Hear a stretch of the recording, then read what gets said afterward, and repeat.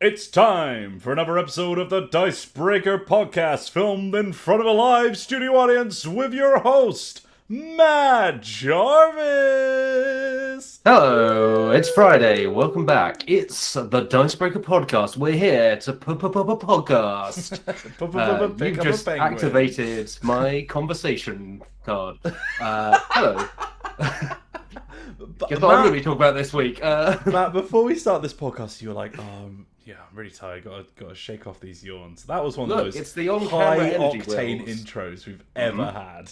Yeah, you know, like sloths move really slowly and then they move at like 100 Yeah, miles an hour. like or Orange something like that. Cassidy. Yeah, I'm like that, yeah. Or crocodiles where they just float and they're like biologically dead or something, and then they snap out of the water. I am not a scientist, but I am a podcast host, and I'm your podcast host today. Hello, welcome back. I hope you're doing well out there. And I hope that the two members of the team joining me today are also doing very well. We are joined this week by news reporter Chase Carter. Hello, Chase. How you doing? Hi, yes, I am also a podcasting crocodile thrashing in the waters. The Texan crocodile. Yeah, yeehaw. Florida's got alligators. Texas has you. We're very, very happy to have you with us. Yeah. Good to have you back on. Yeah, glad to be here. Thanks for having me. And of course, our own Michael Whelan. Not a crocodile, but a threat to marine life all the same. How are you doing? No, I won't be a threat to any kind of marine life, be it completely aquatic or just amphibian, because it is Flat Friend Friday, which means that it's time to open our arms to all of the flat MFers out there. Just give them a big old squeeze. But yeah, hello, thanks for having me. I'm here. Let's do it. And hello to you in the chat for joining us. If you're joining us live or listening on catch up, we're happy to have you with us all the same. If you're in the chat watching live, which you can do every Friday from 2 p.m. GMT, I almost said BST, but it's not that. You can throw your questions into the chat and we might pick some out later in the program. But for now, let's kick off, as we always do, by chatting about what we've been playing this week. Chase, let's start with you. What have you been playing? What have you been up to since you've been last on? Man, since I was last on, which was months ago, I can't remember that far back. So lately, I've been reading a lot more games than I've been playing them. We're like in the midst of Zine month, and there's just like a lot of like the RPG man. Yeah. Yeah. Unfortunately, that's just true for me every week. Anytime I'm on this podcast, I have to desperately like throw my mind back to what I've been playing. But so what I have been playing is me and a friend got Gloomhaven Digital, which is not a board game, but it's a adaptation of a very popular one. I had never played Gloomhaven because of the exorbitant price and all of my friends being about as poor as I am. So those large boxes just never got close to me. But I've heard really good things about the digital version. And so we both picked up a copy to try it out. And we got our rear ends handed to us very summarily, like multiple times in those opening scenarios. But that seems to be the experience of all Gloomhaven players. It's a tricky one, because it's like, not only is it an adaptation of the board game, but like which the board game itself is also like pretty tricky from what I've heard. But I was just demolished. Like, I reviewed it when it came out, and for a while we played, and I was like, oh, this is really fun. And then we realized we were getting quite a crucial rule wrong for the first couple of scenarios. And once we knew that rule, it was just no winning ever again. You will just be crushed into dust by every enemy you encounter. Yeah, but also it's like the video game adaptation doesn't have the same level, from what I've played anyway, because it is early access. I think it still is. It doesn't have the same level of like easing you in. It's very much just like, here you go. Go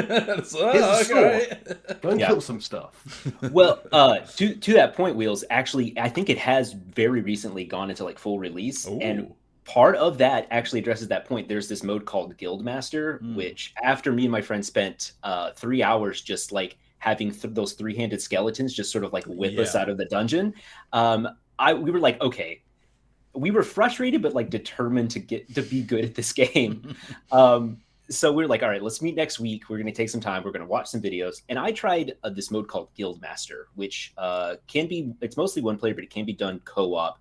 And what it does is it has all of these scenarios. They say there's like over 100 of these that, like, at least in the beginning, take it step by step and introduce you to all the classes.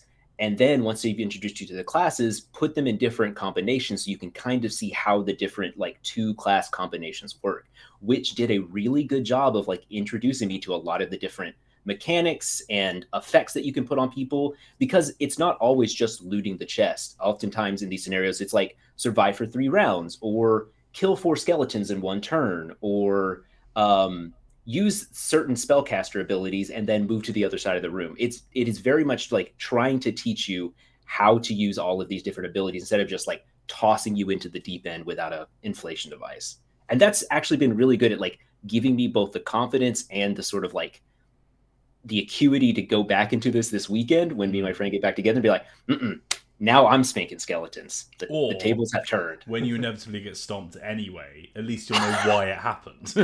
Yeah, that's maybe the case. But yes, I would much rather like know why I lost than like get to the end and be like, this game is just hard. What's going on?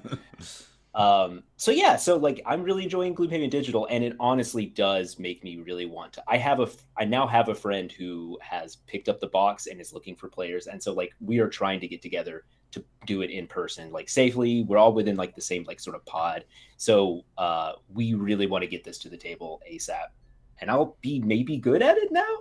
We'll see. Yeah, nice. Yeah, the more I know, sitting on the shelf as well. I really need to. Yeah. I think I played like 2 sessions with Zoe, and she was like, "Yeah, I'm not really into this." And I was like, "Oh no, what do I do with this now?" It's a big ask. Yeah. I guess Jaws of the Lion is at least somewhat smaller than original Gloomhaven, which is about the size of a small coffee table. Yeah. Or like a footstool.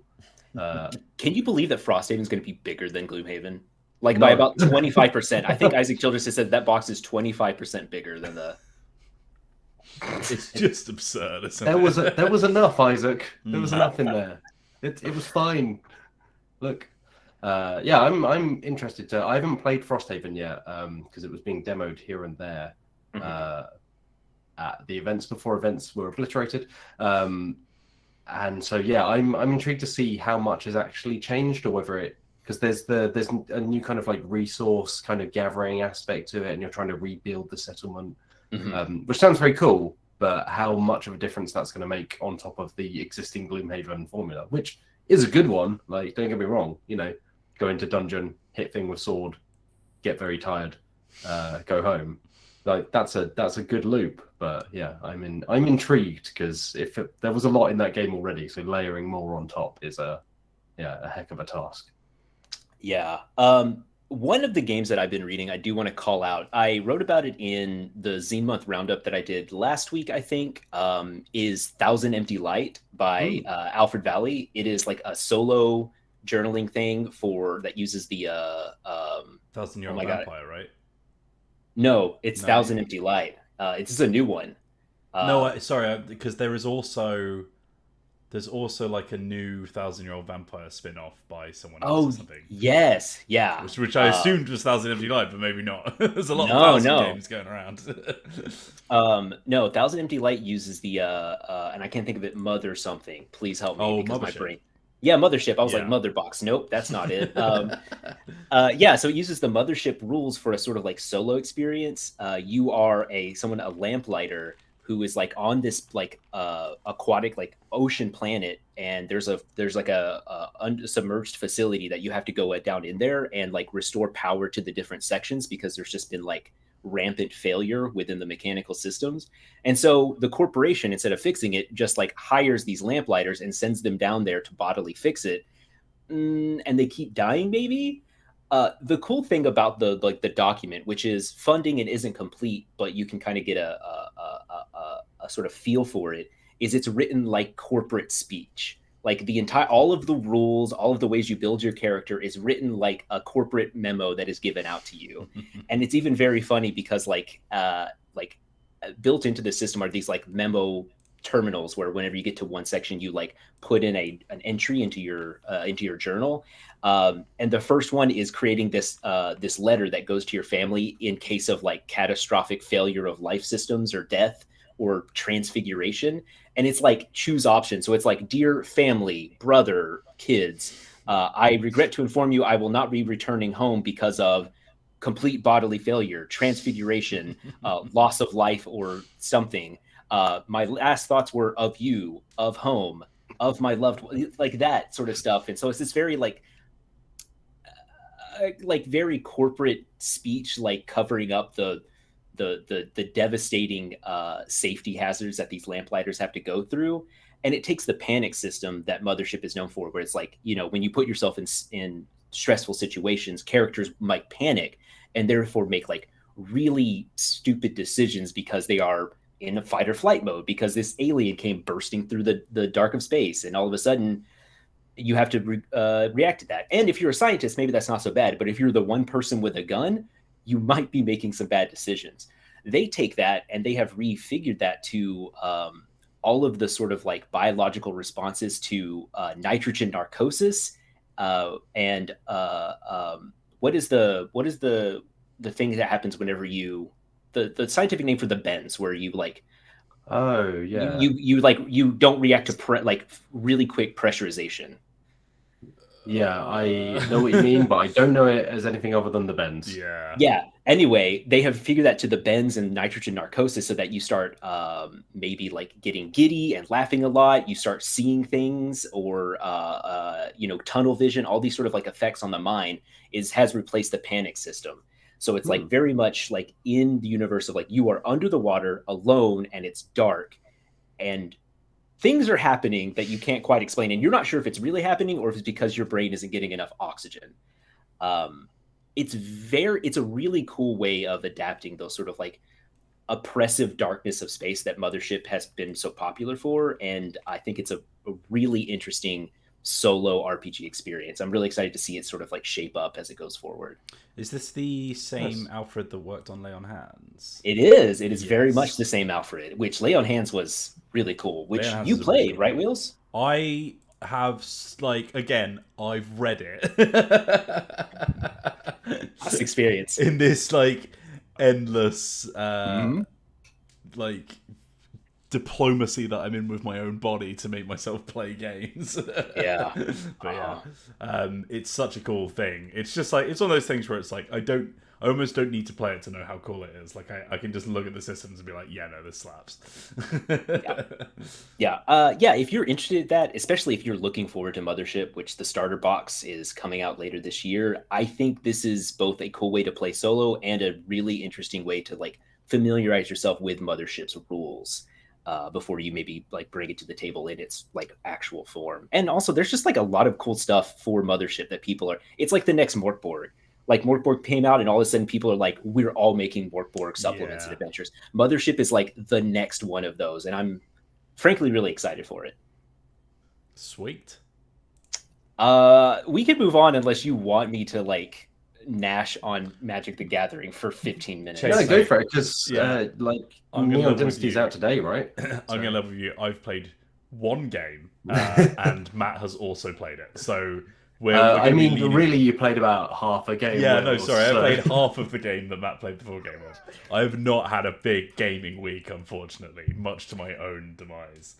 Okay, I'll briefly cover this because I did put a story out yesterday about this. I've been playing Magic, but specifically, maybe critically, I have not been playing Arena, which I guess if you're following my previous appearances on the podcast, I normally talk about Arena. I have just fallen off that.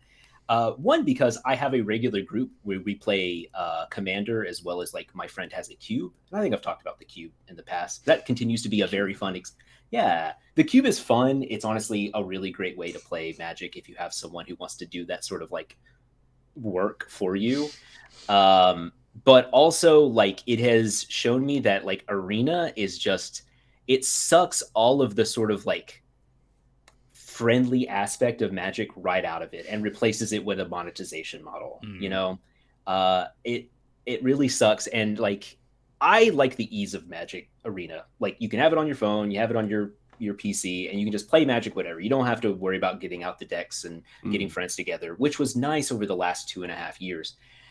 I'm just really tired of like Arena not having tools for like spectating matches or having like group matches together or any real like actual tools to like get friends together to play in that sort of way that you can if you meet in person.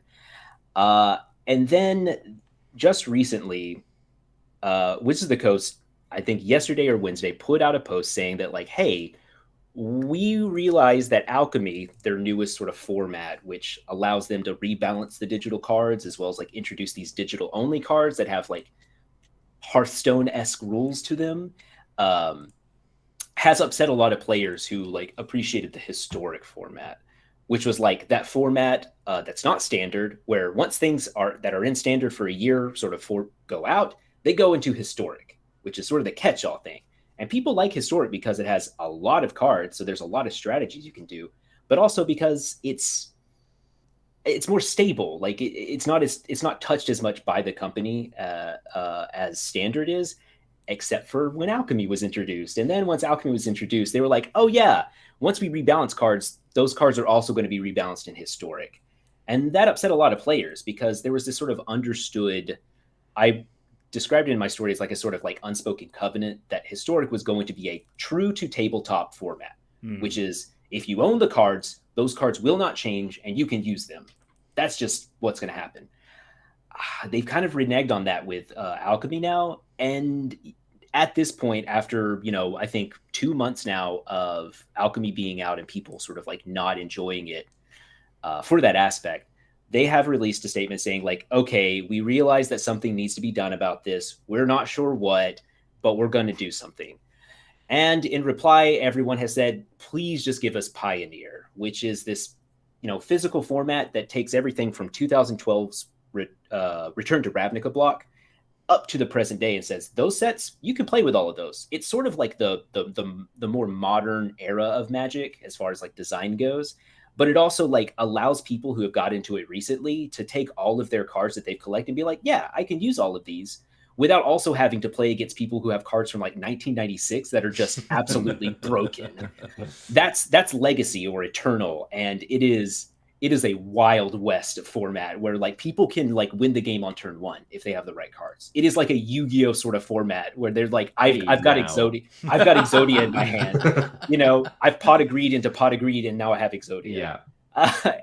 That can happen sort of in like Eternal or Legacy. Pioneer was a nice little stepping stone into that format where like if you haven't played for 4 years, you can draw the stuff out of your closet and be like, this is all still good. I can make a cool deck and like play with my friends. People want that in Arena because like it would really allow folks to like, if you've spent money on this game, right now your two choices are play it in Standard, and if it's not available in Standard, you have to play it in Historic. People want this other option and it's just not coming to them. So in light of that, until we know more about like what Wizards is going to do about this, I'm sticking to physical Magic. I like it. My friends are all good. We have a pretty good group. And that's just how I want to enjoy the game. I don't know. I'm kind of done with Arena. That's fair. Have Wizards given a reason for just not putting Pioneer in there? Is there any kind of indication as to why? Or is it just, silence? I think Wizards have an aversion to anything that was officially not made by them. So when it comes to like with Commander, right? Like it's not Commander on Arena. Like they've got Brawl, which is like their own bastardization of like something that a community member made, or like a swarm of community members made. And I think if anything isn't like within their own like creative license IP or whatever, then they just like hold up a cross to it at any kind of occasion they get. And I do think that like the cynic in me thinks, Chase, like the reason that none of those like social aspects of Arena, like being able to just play with friends and just being able to do whatever cards you want or whatever, because those are directly in competition with how they make money. Because it's like if you can 100%. Just like play for fun, then you don't care about like rankings or any of that crap. Yep. Like if you're just using it as an online tool to play with your friends, then why would you ever do any kind of monetization? I think unfortunately like it's probably never really going to be in a state like that. But, Matt, to your point, Wheels, I completely agree. I am very much the cynic in this case as well. Matt, to your point, they actually they had it on the Arena roadmap as recently as 2020. Pioneer was like introduced in 2019 and they were like, yeah, we're bringing this to Arena. What else happened in 2020? Well, the pandemic happened, and a lot of people had to like, especially including like Wizards employees and the dev team for Arena had to like, reshuffle for all of that, and it just sort of like disappeared off the roadmap, and then the roadmap itself disappeared. And so everyone's just sort of left shrugging. And I joked about this on Twitter, but like it has become the sort of like Nintendo not mentioning Mother 3 level of like, just like, we're just not going to, we can't say the word. Like we've been cursed and our mouths can never say the word Pioneer again. It's so wild. I don't know, but I do know. It's to Wheels' point. They want to push Standard, and Alchemy is basically just a separate Standard queue because Standard is the money-making format. Yeah. That is the thing that keeps people buying boosters and buying their, not Battle Pass, but like Event Pass or whatever. It keeps money going into the system. Well, because Standard is only like the past year. 4 sets, isn't it? Yeah, year. Yep. Which means that, like if you want to stay up to date with that, like every single like quarter of a year, your cards are getting like whittled down to like your collection just gets like cleaved off. Yeah, that's rotation. Yeah, which sucks. It sucks ass. Yeah. And like the only reason that exists is like you say, it's because they want people to do boosters and to get the drafts and all that kind of stuff. And it's just like and drafts are fun, but also like you said, like the only way to play that kind of format is by buying in. So it's like if you just enjoy the format of draft, but don't really care about getting rewards for it, you just like enjoy playing with a limited deck, then screw you, like there's no option for that kind of vibe. So they introduce things like that into the atmosphere. It just means that they don't make money, and therefore why would they do it, right? So unfortunately, I don't think we're going to see anything like that in the future. Yeah. I have every time I write about MTG, I'm like, I have a lot of my brain space that could have like been a second language or like, I mean, in so many ways it is a second language. Oh man. Yeah. Because there are just so many terms built into that game and so many ins and outs. Even as someone that's covered it now for years, like there are just so many layers beyond where I dare delve. Yep.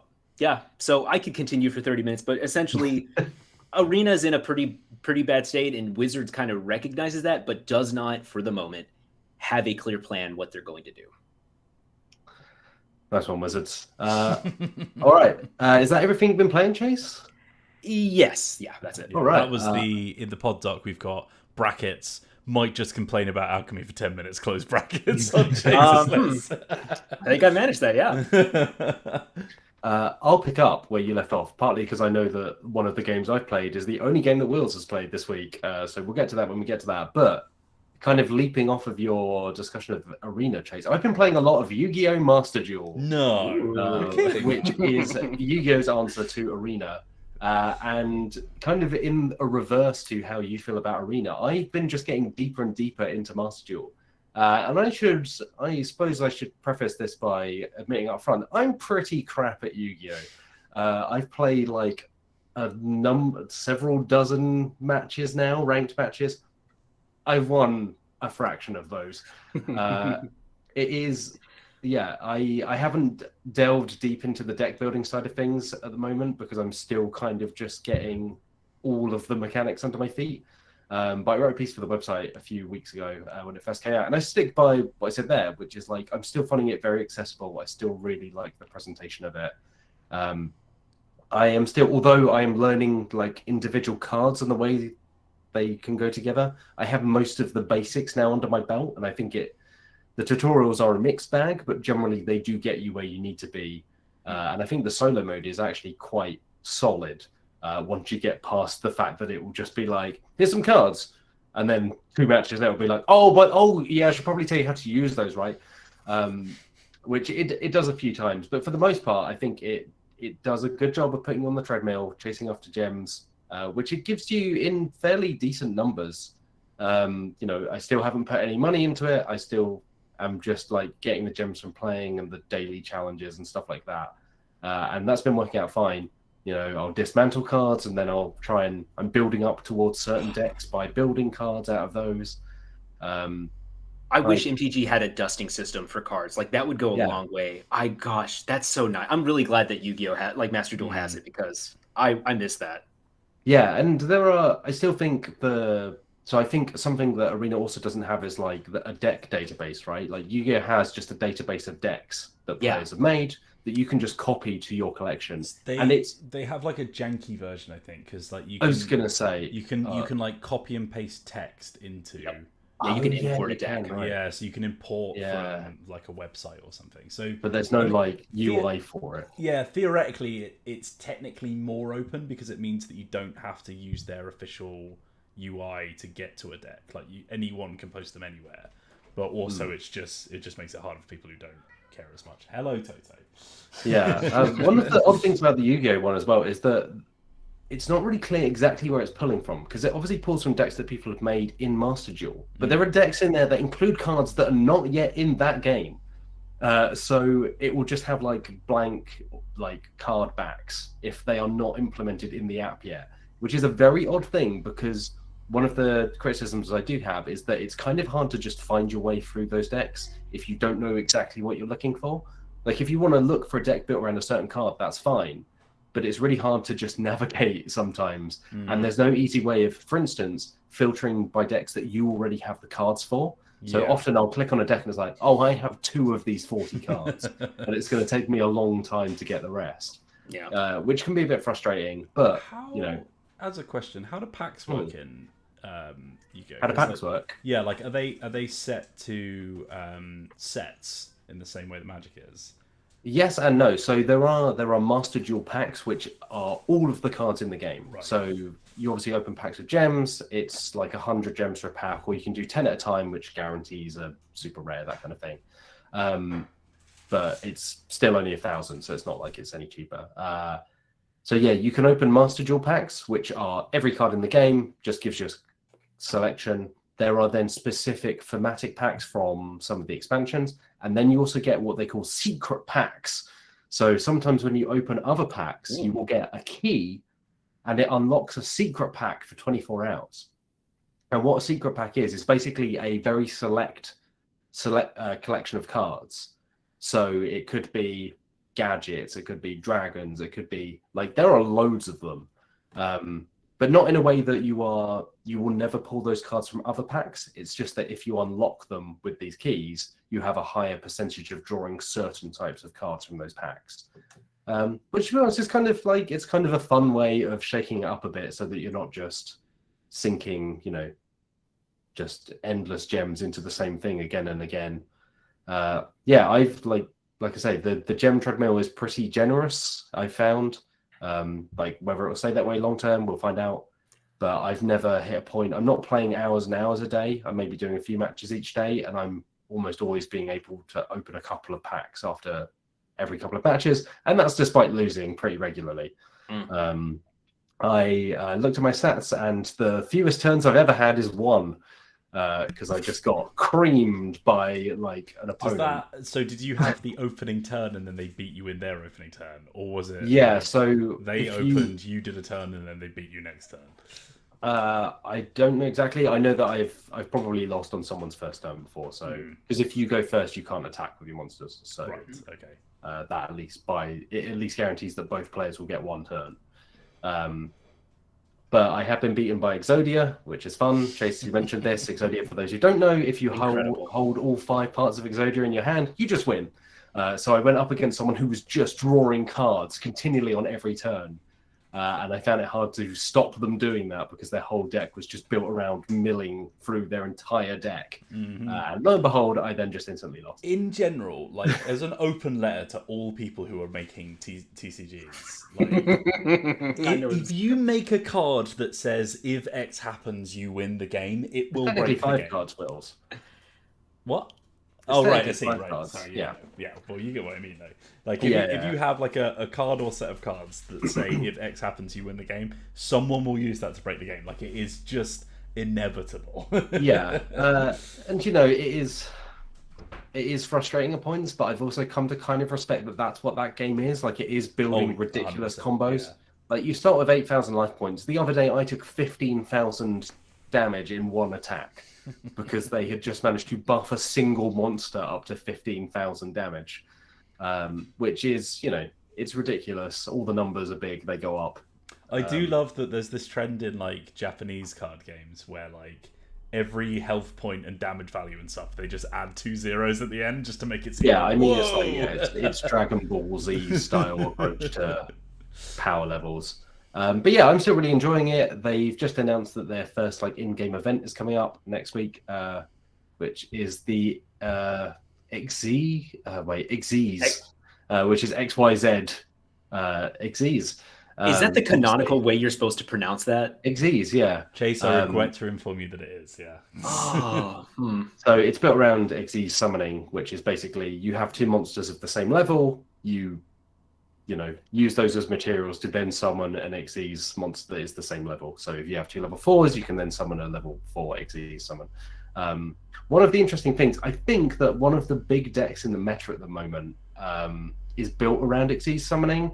So I've seen quite a few people being like, this is not going to help with the people who are... The nice thing is, looking around, it's not just me that's getting absolutely like, crushed in ranked. It seems to be that there are a lot of people out there that are just finding it hard to battle their way up. But like I say, I think the solo mode does a decent job of giving you ways that you don't have to go up against other humans if you don't want to. Like it's fairly there is quite a lot in there. I would say for anyone listening, by the way, I currently have roadworks going on outside, so if you can hear my entire building vibrating, that's why. But yeah, I'm enjoying Master Duel. I think it's a slick app, and I think there are parts of it that still could be better. But actually, I think as time goes on, it will be like those parts are relatively easy to fix and improve. And the popularity of it so far hopefully means that will be on the way. And yeah, I started playing it on PC, then I started playing it on PlayStation, and now I'm playing it on my phone. So it well and truly has got its hooks into me. I'm playing everywhere I can. Matt, I have a question. Has Konami said anything about like a battle pass or like mastery pass, anything there like is that? There is a dual pass in there, yeah. There's been a dual pass from day one, which again is not. It's like 600 gems, which is 6 packs. That's whether the next one will be more expensive, I don't know. Okay. This one lasts for, I think it's like 3 months or something. It goes on a while. That's way cheap for like a mastery pass. Yeah. So it gives you extra gems. It gives you some of the crafting points. So like they're split into the different rarities. So normal, super rare, ultra rare. And at the end, I think you get like a little, because you can have companions on the field, and when you tap them, they do little dances and go me and stuff like that. Again, though, like you get one of those right at the start, don't you? Like they you do seem to have like a pretty. They haven't made much of a paywall at the moment. They said this on the last podcast. I think like I'm hesitant to say that this is what it's always going to be like, because this is very much them trying to take down Magic. There is that, and obviously you can pay money, and I suspect that the people who are big into Yu-Gi-Oh are paying money because there are so many. There are like over 10,000 cards in there. Yeah. So to get the cards that you're going to want for every meta deck, it's going to take more than just opening a few packs a day by playing. But yeah, I am wary of that. But at the same time, I think that it would be odd to launch with the gems at what they are now, and then later just like halve that or double the prices or something like that. That would feel like a very that feels like a move that's just primed to annoy a lot of people. But hey, that's video game publishers. So I think the absolute worst thing about Yu-Gi-Oh, like playing it online, is the fact that I can't use my like dodgy knockoff printed cards that I bought on holiday in Spain when I was 12, that are like, no, this isn't Dark Magician, this is Black Magic Man. I feel very happy that there's no kind of chat or even quick chat functionality in Duels. Like you don't get the Hearthstone or like Rocket League, like well played. I hate those things. Yeah, it's just you're here to play cards. You're here to either win or lose, and then I love that they when that system was invented. Whenever probably Hearthstone, like whoever first made it, I love that they were like, what we'll do to combat toxicity is we'll only have positive messages that you can send to each other, or like ones that are like self-deprecating. And then still like within like half a month, they managed to find ways of just doing it in the most passive-aggressive, petty way. When they're just like, my least favorite one of all time is when you've been playing on your turn for about 2 seconds, and the opposing person is like, your turn, your turn, your turn. It's like, oh, come on, mate. Yeah, it's like being stuck in a conversation with my grandparents. It's just like, oh, you did really well. Oh, yeah. So yeah, I continue to play Master Duel. I still think like that app's good. Like it's got a good presentation. Like it feels pretty fully featured. I guess because there aren't, at least that I know of, there aren't loads of different formats in Yu-Gi-Oh, so it doesn't have the kind of problem that Arena seems to have. Because it's like, it is what it is. You know, there's a separate thing if you want to play Duel Links, which is the more basic one. There's also Legacy of the Duelist and various others that have different iterations of the rules. But this is Yu-Gi-Oh. You know, you get in, you play the game, and then that's it. You get more cards, you go. They also don't have like a standard format, right? They don't have a rotating standard. No, block. there's no rotation in Yu-Gi-Oh. Yeah, obviously there's like forbidden cards and banned cards, and I think the list is slightly different for Master Duel than on the tabletop. But yeah, for the most part, it's, you know, the 15, 20,000, how many cards there are, or at least the more than 10,000 that are currently in Master Duel. You can just use all of those. This is where I do have an ounce of sympathy for the people running Magic, because it's like at some point you have to just be like, this card is so old, there's nothing we can do about it. Like, it just doesn't work anymore. There's something to be said for rotation being like a necessary thing, because the games evolve and you need to combat power creep and stuff like that. But also, it also happens to be a very handy business model that encourages people to keep buying the latest set as well. It's the window of rotation being so small in Magic that is quite a clear... Yeah, which is why people came up with alternative formats, right? Because otherwise you'd get to a point where it's like, I have all these cards and now I can't do anything with them. So that's Master Duel. Also this week, I've been playing a lot this week. So apologies, I'm just going to run through everything I've been playing, because normally I turn up and I played nothing. Wheels. Guild Hour. We played Wingspan. We did play Wingspan. And Neon. Thank you for taking that away from me, Matt. It's the only one I've got to talk about. But yeah, look, I'm setting you up. I'm passing you the ball. I'm batting the egg across the... Look, I'm Birdo, and I'm hitting the ball across the tennis net. And you're the other bird one from Mario. Yes, it's me, the other bird one from Mario, here to tell you about bird game Wingspan. But yeah, no, this is the first time I ever played Wingspan, because we had a game session on Tuesday where we were just like, me and Liv will do our filming in the morning, and then we'll all just sit down and play some goddamn board games, because like it is part of our jobs, and we like rarely have the time to do it. So we just had to put some time aside and just be like, we need to play some games. So we kind of use it as an excuse to be like, if there's like a big game that you feel like you've missed out on because you've never really had a chance to play it, like this is the chance. So I think both me and Liv had never played Wingspan before. So this was our introduction to it, and it's lovely. Yeah, like I had a good time with it. The components are wonderful. Like I loved dunking on birds because their wingspan was tiny. Yeah, you were very aggressive about those. Well, yeah, I didn't. Obviously my grand reveal at the end got spoiled because I had to go. But I had the secret objective where it was like the amount of birds that have over 75 centimeter wingspan. So it was like whenever I saw a small bird, I was like, "Get that out of here! 25 centimeters? What are you talking about?" But yeah, so like I only got to play about 2 rounds, I think, in the end. But which is half of the game. I think. Yeah, even then, I think I've got like a pretty good gist of how it works, and it's a tasty little engine builder. But yeah, I don't know if it like, maybe I just haven't played enough of it yet. It didn't really like jump out at me. It wasn't like, because I've heard a lot of people just gush about it and be like, this is amazing. And like, I found it very solid, and like very well made and well produced. And like, there were some interesting interactions, but I wasn't really like, oh, I'm going to be thinking about this forever, you know, like, yeah, it's okay. Yeah, it's. I think I always forget how straightforward it actually is, because it is. Like you say, it's relatively like it's an engine builder. So for folks wondering, you play down cards, you add them to the board in front of you, and then those give you extra actions. So you kind of build momentum, because as the game goes on, you can then do more on your turn. Because when you activate one, you then activate all the cards in that row. So you're getting like increasing numbers of powers. And one of the nice things is, as the rounds go on, you have fewer separate actions, but because you can do more with each action, it kind of balances out.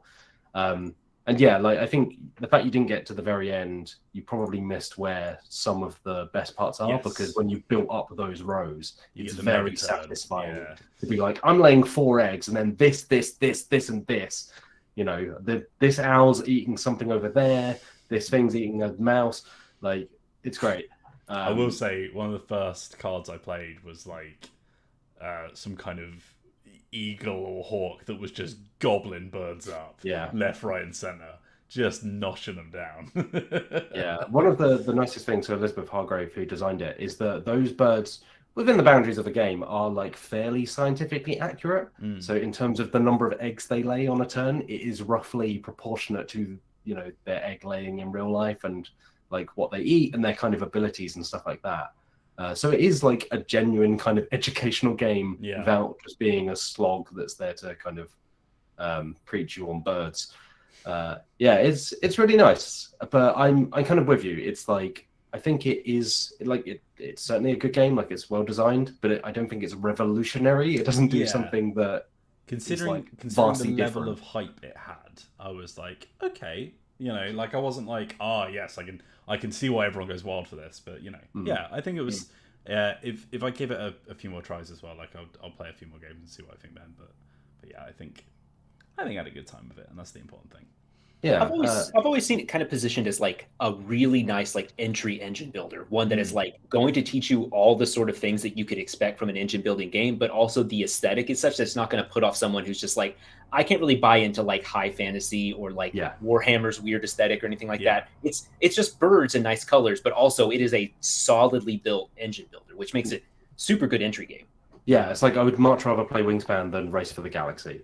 And I think I would rather try and teach other people Wingspan than Race for the Galaxy. I think actually Alex had a piece go up on the website today talking about how actually, and I fully agree with it, it's like sometimes Wingspan's theme kind of overshadows the fact that it is like a good game. But I think a lot of its distance has been on the fact that it was quite a unique theme. It obviously kind of came out and managed to catch the mainstream eye because it was fairly, you know, there have been other games about birds, but because it was so steeped in ornithology. One thing I was going to say was, like, I don't think the theme has absolutely anything to do with the mechanics. Like, I don't. Whilst like it's a very well researched theme and like beautiful bird art and like you said, they're all very well like represented by the stats that are on the cards. Like even to the point where you could probably grab the cards and play like top trumps with them or something. You know, like. But also, I don't think anything that you do in that game really has anything to do with like bird watching or like, you know, ornithological science or whatever. You're attracting them to the rough areas in which they live, but it's not like birds in real life perform actions in tightly it's like constructed combos. It's like I have seen a hawk in the past month, and therefore every time a bird pops an egg out, I get to, you know, like murder something from a distance. Eat some wheat. It's a bit odd, but you know. Yeah, I want the Wingspan expansion that lets me play a card which is like let 3 magpies fight over 1 fry in the parking lot. Oh yeah, well I mean they're doing expansions based on different parts of the world, right? So if they did one based on just British coastlines, it would just be endless seagull cards. And the food dice will be replaced by chips, ice cream, you know, like a packet of Walkers from the local convenience shop. A half-drunk Carlsberg, God. But Wingspan, it's good. I think if people haven't played before, I still think it is definitely it's worth a place in a collection. I reckon it's a good game. See now, Matt, I'm confused now because I do have like a couple other bits to talk about, but you're only halfway through your list. So where are we at now? I'm going to whiz through these quickly. On the same day after you went away, Liv, me and I played Escape Curse of the Temple. It's very good. For those who don't know, real-time game. You roll dice, you run around, you try and find gems. You play it against a soundtrack, an actual timed bit of music. There are loads of custom soundtracks now as well. That I was about to say, Matt, did you use any of the custom ones? Because there is one where like, because the basic like structure of it is, you have like three-ish minutes to just do gameplay. It rings a gong. It's like Jungle Run. It rings a gong, and then you have X amount of time to get back to the middle, or you lose a die. There's a special edition version of the soundtrack on YouTube where whenever the gong hits, Yakety Sax starts playing. It just breaks all the tension. It's brilliant. That's very good. Yeah, it's really good though. Like it's very straightforward. It's super tense because you are just working in real time to try and work out. It's good. We played Fruit Punch as well, which is a game I wrote about for the site. Comes with a squeaky banana, which is very good. I woke up the cat. I'm so sorry. It was originally released as Halligalli, which apparently means like revelry or merrymaking. So the cards are fruit based. I actually have it on my thing. This doesn't work for people not watching, but they are different fruit from 1 to 5, bananas, strawberries, and so on. It's very simple. People turn over the cards one at a time in front of them. They have their own separate pile. And when there are exactly five in total between any number of cards, you bop the banana, as the rules put it. But in reality, you smash your hand down onto the banana and squeak the absolute heck out of it. The original Halligalli had a metal bell, so the soft banana is a little less likely to crush your fingers. Although Alex Meehan did manage to just catch me with her nails as we both reached in. So there's still the danger of that. But it's really fun. That is the game. Like when 5 appear, you smash that banana. But it's so straightforward and fun that I think people deserve to play it. If you play Jungle Speed, it's very similar. Although Jungle Speed came later. Jungle Speed is just matching cards, I think, and is a totem. But yeah, it's a good fun game. And then yesterday, Chase, you, me, and Mian. I've been playing games with so many people this week. It's been lovely. Goodness gracious. We played King Domino a couple of times. That was very fun. I love King Domino still. King Domino is still better, but King Domino still good. We played the auction game For Sale, which is okay. It's good. Fine. It's good as an auction game, but it's not. I don't think it's ever going to replace like Modern Art or High Society. I was going to say, is it not supposed to be played in person as well? For Sale, you're meant to have that sort of manic crowd energy, aren't you? Well, it's turn-based, so it's not necessarily maybe I'm thinking of. Are you thinking of something else? Or Apples to Apples, maybe? Apples to Apples isn't an auction game, but Apples to Apples is just Cards Against Humanity, but without all the terrible bits. Yeah, for kiddos. Oh, God, what am I thinking of? There's a game in which, like, instead of it, I guess it's not an auction game. It's more of like a trading game, but it's like you all press go, and then you just sort of. Oh, you're thinking of Pit? Maybe Pit's like you're talking around the room trying to make a deal. That kind of thing. Yeah. Yeah, Pit is just like a lot of trading cards between you. It's good. But yeah, For Sale is interesting. It's like 2 auction games in one. So you start with a limited amount of money and you're bidding on properties, which are numbered from 1 to 30. And as you bid, once you've made a bid, you either choose to bid higher or you pass, which gives you the lowest value property left on the market, but still costs you half of your bid. So if you bid too high, someone can then just pass and it will still cost you money. And then once all the property cards have been bought up and everyone's run out of money and so on, you then use those property cards, the value of them, to bid on money cards from 1 to 15,000. That's 1,000 to 15,000. Right. And then it's whoever has the most money at the end. So actually, you're kind of bidding for properties that you then like sell in the game, but use to bid for, other cards. So it's kind of like a double punch of, once you get past the first round, even if you've got low cards, you can kind of squeak out a bit of a victory, because if someone goes too high too quickly, you can then overtake them a little bit. It's interesting, but I don't think it will replace, like, Modern Art for me is like an all-time like top tier auction game. High Society, I think, is right there as well. Basically, like Reiner Knizia games tend to be some of the best auction games going. And For Sale is his auction trilogy is just kind of and this again, like it's good, like it's fun, it's pretty short. I don't really like the artwork. It's very like German board game of the 90s kind of look to it. But I like the way that it kind of doubles itself up in bidding. And we also played Diamant, or Ink and Gold, as I think it's also known, which is very straightforward push your luck game, where you choose to either keep exploring and then you keep getting gems, but if 2 of a danger card, so snakes, spiders, rocks, etc., are revealed, you then lose any gems you've accumulated. So it's kind of choosing how long you stay in as the deck is turned over. I liked it very much. So yeah, that's everything I played. Wills, I'll pass back to you for the bits you've now remembered. Well, yeah, no, so I haven't played any more board games, but yesterday we did do something quite funny, which is my mate used a mod to set up a multiplayer version of the Elder Scrolls 3 Morrowind, where we had 6 people all playing Morrowind at the same time, which was just absurd. But also, I didn't really set myself up for success because like we were all just sort of like, let's just make a random character, and I was trying to remember how the game bloody works because I haven't played it since I was like 15 or whatever. It's busted. It's very broken, and I was like, oh, this will be funny. I'll do hand to hand and play a Khajiit.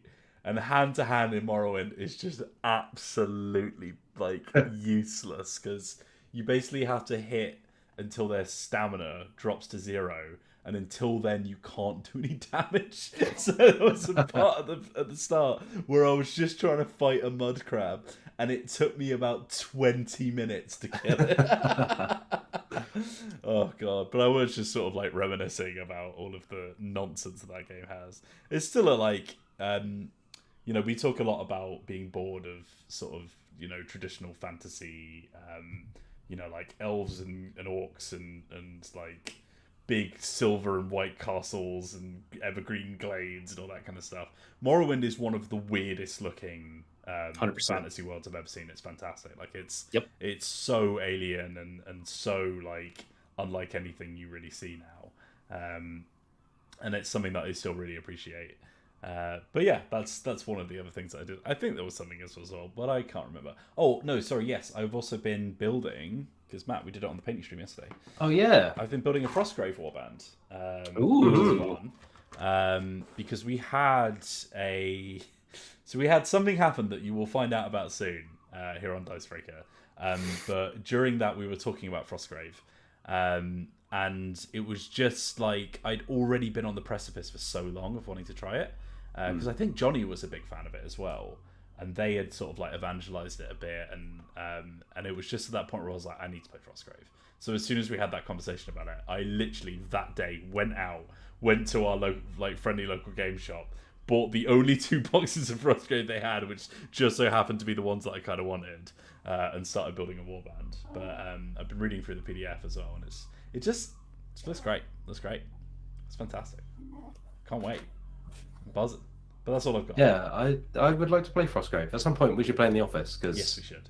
Yeah, I was also thinking, like, because I've been playing VR games with my friend, because he had a Quest for a while, like the original one, and then had to give it back to the workplace that he had left or something, but has recently bought a Quest 2, so we've been playing a lot of VR games again.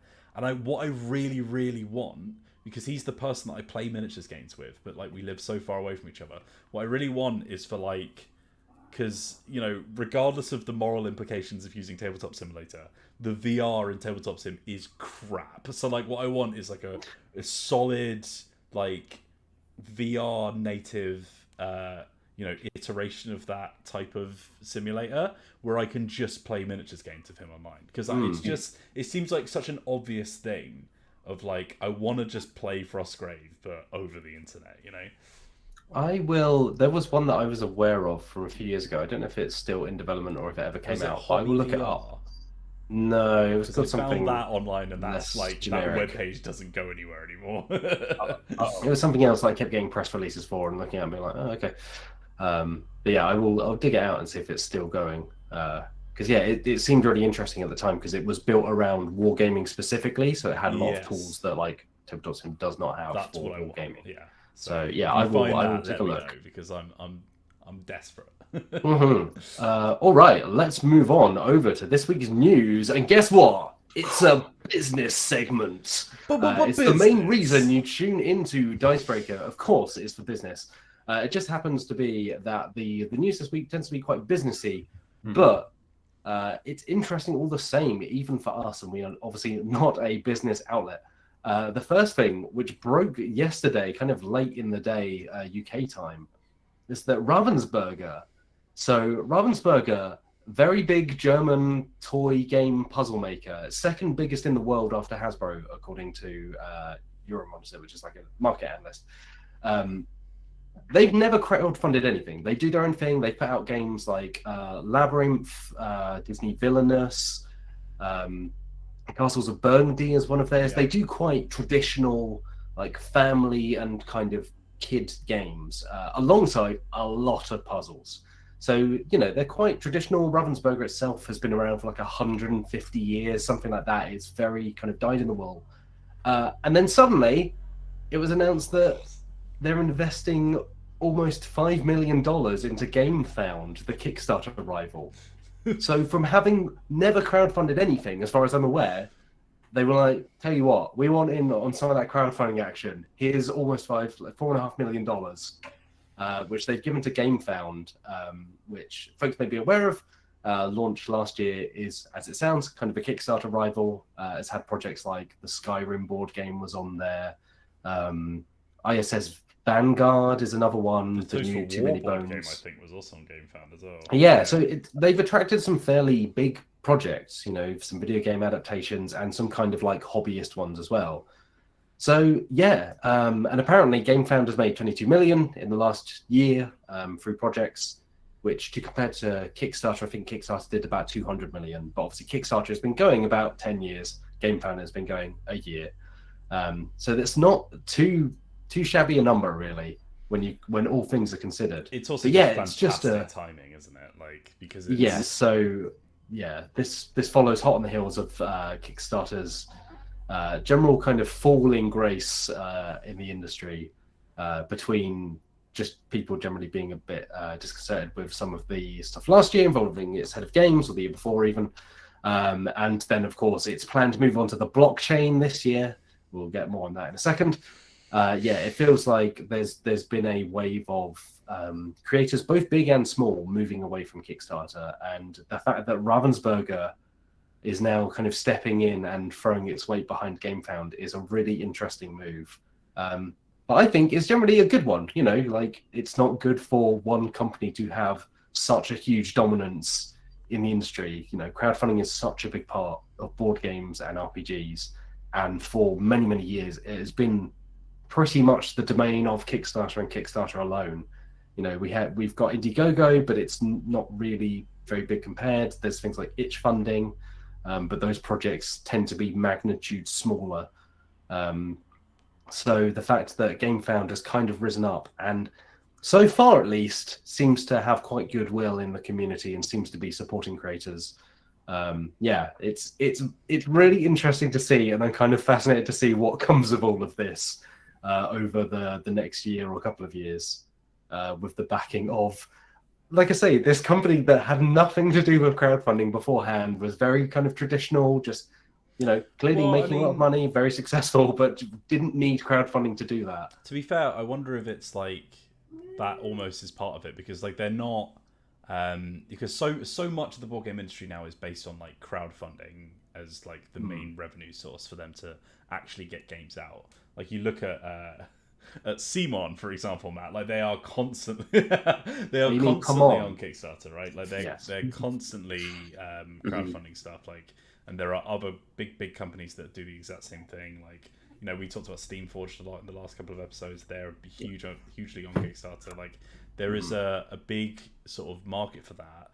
And I wonder if like traditional companies like Ravensburger are almost like looking on, thinking, this seems like such a more profitable way of doing things, as we don't have to worry about, like, you know, predicting sales. We don't have to worry about storage. Like, we can just print on demand, rather than like when, you know, whenever we run out and all that kind of stuff. Like, there are a lot of ways in which Kickstarter works for companies in tabletop that make it a lot more preferable, especially on like tighter budgets and smaller projects. I wonder if they're looking at stuff like that and thinking, you know, like, we're already in this position. We could be sort of like cutting our margins at the same time as there's the Rosie Toto machine. We could be sort of cutting our margins at the exact same time as like starting to actually make profit off of everyone else's projects as well, which, like, it seems like a pretty shrewd business move if it pulls off, but like, we'll see. And it's Rosie Toto dinner, so. Yeah, and for its part, so Ravensburger representative, its head of games, said that the words they used were evaluate. They evaluate over 1,000 games a year, but they only publish a handful. Yeah. So they haven't actually laid out what this will mean, whether they might start kickstarting things, crowdfunding their own games, whether they might pick up games that have been successful on Gamefound and then take them to a wider audience, obviously through retail and through local shops. I've actually sent some questions over to Ravensburger, so hopefully there will be some more clarity on that soon. But it's a really fascinating move for a company that until now has just had no involvement in the crowdfunding side of things, and for the most part, like, just hasn't appeared to need it because it's still hugely successful. But yeah, it seems to be, like you say, it's a shrewd move at a time where, you know, if you're going to look to hop on board with a Kickstarter rival, Gamefound is probably the safest bet at the moment. Yeah, I also wonder, I'm really curious how Gamefound is going to use this investment, because this comes from like sort of anecdotal evidence, talking to designers, specifically like indie RPG designers who, in the wake of Kickstarter, started looking at Gamefound as an alternative. And apparently, because Gamefound has sort of become so big so quickly, they have not staffed up to meet the sort of demand from people. And so there were reports that the backlog of actually being listed on Gamefound for crowdfunding was months long, perhaps even like into 2023, as far as like getting on the schedule to actually post your project. So I wonder if this investment from Ravensburger is going to like allow them to staff up and maybe expand their ability to actually list more games. Yeah, so it is one of the things that the CEO of Working Realms, which is the board game publisher behind Nemesis and Tainted Grail, which owns Gamefound, said. So they specifically said they would look to increase the size of its team and then, quote, develop new functions for bringing the platform to the next level, which is a very vague, like, we're going to spend that money somewhere. But the thing that they do lay out is that they will bring more people on board. So maybe this is, you know, it comes at a time where they're already struggling to cope with the extra demand. But hopefully that is a good thing for creators who are looking for alternatives. So yeah, we'll see more, no doubt, in the months and years to come. But it's a very interesting time for the world of crowdfunding to be shaken up after it's been pretty much the same story year after year for a number of years now. Yeah. Right, let's move on to this one. You knew it was coming. It comes every week. It's time for the NFT update of the week. Yeah, we've covered NFTs a few times over the last few weeks. Unfortunately, there's no avoiding them, even in the world of board games now and RPGs. Chase, do you want to quickly run us through some of the latest developments we've seen around this stuff? Yeah, it's been largely positive for this update. So I can't remember, on the last podcast, did y'all talk about itch.io's No, I think that was before Itch had made a statement. Listen, I lose oh no, it's fine. Time. So after specifically after, I believe, the inciting incident was probably the founder of Gumroad, which is an art, like a form for like posting up, a platform for posting like art and assets and stuff like that from creators. It's basically just like a digital storefront, isn't it? Yeah. Right. Yeah. But it is definitely geared more towards, like, I think, like art more than games and stuff like that. Sort of like weirdly like defensive of NFTs and their use, and a lot of people turned on them, and then they started tweeting through it, is what I'll say. Itch.io put out a public statement on Twitter saying, like, we don't believe in NFTs. We're not going to support that. And we believe it is explicitly like anti-creator, is their sentiment, saying, like, if you implement NFTs or blockchain technology, that is inherently like going against you trying to empower and protect the artists that use your platform. And so so this statement was sort of like they're planting a flag in the ground, saying, like, going forward, like, itch.io is not going to be using this, at least like using it explicitly. I will say that, like, because itch.io is a platform that has historically not really done a lot of curating of the content that's on its platform, which is good, because we have seen other platforms sort of like explicitly knock out games that are erotic in nature, or deal with, like, you know, like erotic visual novels, or games that have like explicitly like sexual content. Itch.io has not touched that, which for a lot of creators is a boon. There's no like heavy like moderation of that. That also means that there are still some games that implement NFTs in their play on itch.io. And also, itch.io is going to be listed on the Epic Game Store as like an app that you can use. Like, you can get on the Epic Game Store and then get on itch.io. Yeah, this is the new this is the new way we use the internet, is a platform within a platform within a platform. Epic Game Store does sort of explicitly endorse the use of NFTs. President Tim Sweeney has said, like, yeah, well, there are some like criticisms of it, but I think there's a good way that we could use this technology, which is, the sort of like waffling both sidesism for this, but like to try to avoid any controversy. So it's complicated.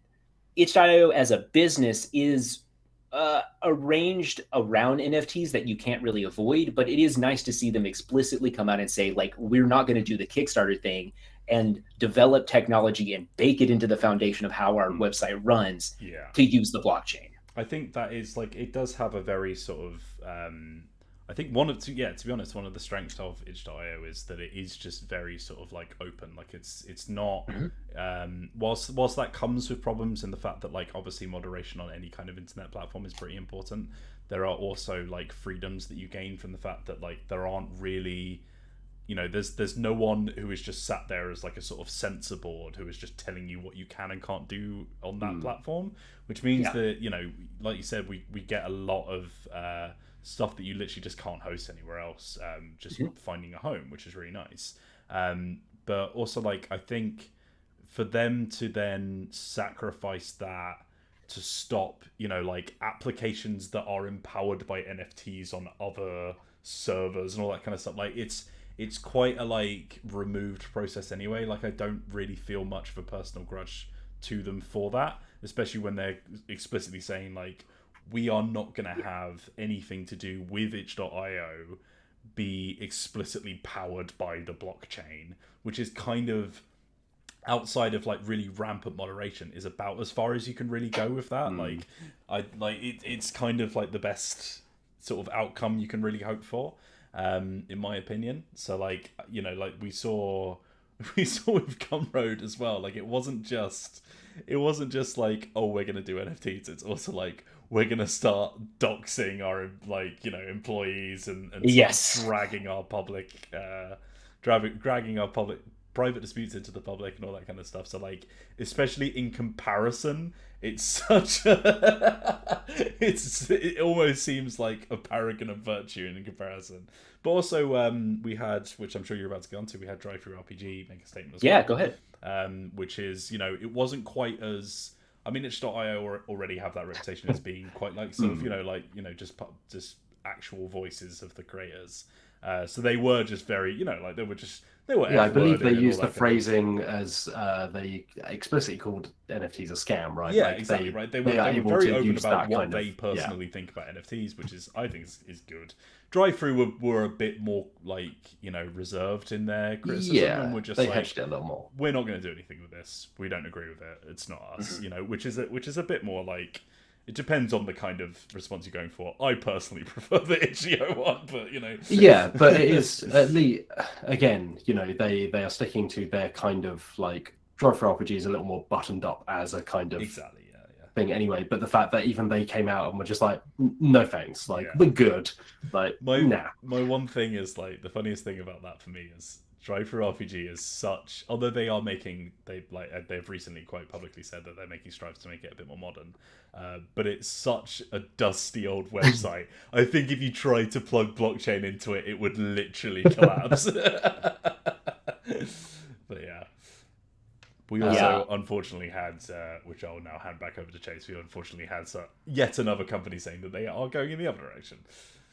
Yeah, Mac, I have a story that should be out by the time today, and by the time if you're listening to this after the fact, I will have a story on it. But Matt, do you mind if I talk about Chaos? Of course not. Yeah, no, go into it. Okay, so that's the good part of the NFT hour over here on Dice Business now. Yeah, so this was really weird. It flew under the radar. In July of 2021, Chaosium, the publisher who does Call of Cthulhu, they also do Pendragon, Seventh Sea, and RuneQuest. More recently, RuneQuest. Apparently in July, they produced almost 2,000 NFTs using assets from Call of Cthulhu through this New Zealand company called Vive. I believe it's pronounced Vive.me, which is purportedly, big scare quotes here, an environmentally friendly They NFT. all say that. They all try to just be like, no. These ones are good for the environment. It's like, no, they're not. Like, no, they're not. It's like greenwashing, isn't it?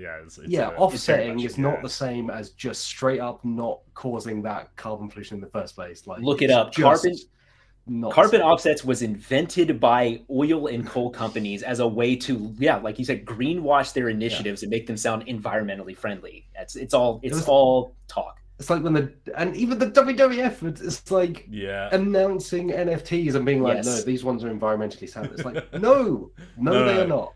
Just stop. The animals that these will kill, they were bad animals anyway, so don't worry about it. Yeah, they were real crapheads. Like, we didn't like these animals anyway. Don't worry, we'll melt the ice of the ice cap, but then we'll put it back by like but then we'll trees. Drink it, and it will. So anyway, like. It flew under the radar because after Chaosium did this, it was specifically like a model of the Necronomicon from the Mythos, which is part of like the Cthulhu license that Chaosium uses. But also Cthulhu, the Dark One or the Deep One themselves on this pedestal in both silver, bronze, and gold, which. Okay, but Matt, I think you're about to say they look. Yeah, I didn't bad. want to keep interrupting you. They look terrible. They look so bad. Awful. Like, the ethical and environmental stuff is one terrible, terrible mark against them. But they also just look crap. They look like PS1 models that someone's just ripped off of like a scratched disc in 1995. But also it's so funny seeing like TTRPG companies get into this kind of this racket because like. They don't have the assets to make it easy for them to create it in the first place. You know, like if you've got like a video game company, like we recently saw Team 17, the indie publisher / developer of Worms, like within 24 hours, I think, announce and retract their statement that they're going to be doing these Worms NFTs. And it's like, again, they looked awful because NFTs are the death of art, but also like. At least they have pre-existing 3D models that they can work from to like easily produce these things if they're going for a quick cash grab. When you've got like a company like Chaosium, it's like, why are you like again? You're gonna have to like hire 3D modelers to make these. Like, it's just It's bizarre as well because there is so much like this is certainly not endorsing NFTs. My personal feeling is that they are terrible, terrible things that no one should invest in because they are. Ethically unsound, they're environmentally just devastating and just generally like just worthless. They're like they are just one step shy of like a pyramid scheme at some point. But this like outside of that context of NFTs just generally being terrible, one of the worst things to emerge in the last few years for culture and just generally everything as a whole. RPG books are filled with beautiful art, and RuneQuest has some incredible art. Like Call of Cthulhu has some fantastic art. You know, there are so many cool-looking bits of illustration done by incredibly talented artists, and then they turn around and make these bloody things that just look like someone had like half an hour in like Blender and put together this like terrible-looking 3D sculpt. It's like I could whittle an apple into something that looked roughly like that. They're just awful. The funniest thing is you've mentioned the silver, bronze, and gold, but you've not. There is a literal there's a green one which literally looks like slime, and it's because they've got such a shiny effect on them. They look so wet. I keep feeling like I'm in some Truman Show thing where people it's all been like a big joke at some point. Because every time I see an NFT, again outside of the whole thing, people are paying so much money for these things that genuinely look terrible. Not even in a kind of art subjective kind of way. Just. No, they look bad. Here's a monkey smoking a cigar. Here's a bad-looking bit of pop art that you could have found on DeviantArt 25 years ago. They're only going to get worse as well because when the trend initially started, those that were kind of duped into it, the proper artists that were duped into it, were just sort of either creating new works or using pre-existing works that they had already done and then just minting them online, and they were just there was cool art in the NFT space because that art already existed. It was just getting pushed into a new medium. And as time goes on, we're not only seeing that first of all, artists are realizing that it's a pyramid scheme, and just less of them are signing up, which means that the pool of available artists that they have to make these things is getting smaller and smaller and smaller, which inevitably means that the art is going to be worse. But also you're seeing that like the value of the art is completely irrelevant, because the token itself is not a piece of, like, there's the JPEG that you are looking at when you are consuming NFT art. And I should preface this by saying, like, I think there's a lot of conflation of people think this is the only iteration of NFTs. It's not. This is just like one of the scams that exists that is built upon this technology. But when you see a piece of NFT art, like, you're just seeing like a picture that you can right click and save. You can download it. Like, that's the meme, right? Yeah, you don't own the. You don't own the art. Like, you have no rights exclusively. You don't. You have no rights to the art. You don't have any intellectual property rights to it. There's no. Like when they bought that Dune book, like Hodorowski's Dune, and then they were like, "We're going to make a movie of Hodorowski's Dune." There's like, no, what you've done is buy a book. Like, you if bought I a go book out before, right? Like, if I own a copy of Lord of the Rings, but I can't make a Lord of the Rings game. Like, what are you talking about? But like, how can you be so misguided? As that's becoming more apparent to people as well, instead what they're going for is this like generative stuff, where it's like, oh well, you know, an algorithm is going to produce NFTs out of like basically like pickaroos, and we're just going to have like thousands of relatively similar looking awful pieces of like avatar art that you might find on a forum in 2003, and it's like, it's just like the general degradation of the quality of the art in which is being like sellotaped onto this tech is just getting worse and worse and worse. I think by the time that we actually get you know, like by the time that they finally get canned, I think they are just going to be some of the ugliest things you've ever seen. But it's also, it's just like, you know, it's not made by artists for artists. It's made by crypto bros for crypto bros. So they don't, in general, they don't care what the art looks like.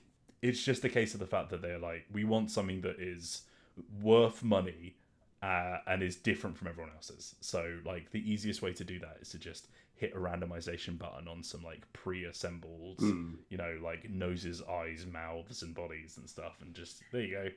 And it's just suffocating the amount of space it's taking up right now. If you want to support artists, go and commission an original piece of artwork that will be yours, you know, like that doesn't literally cost the earth. Yeah.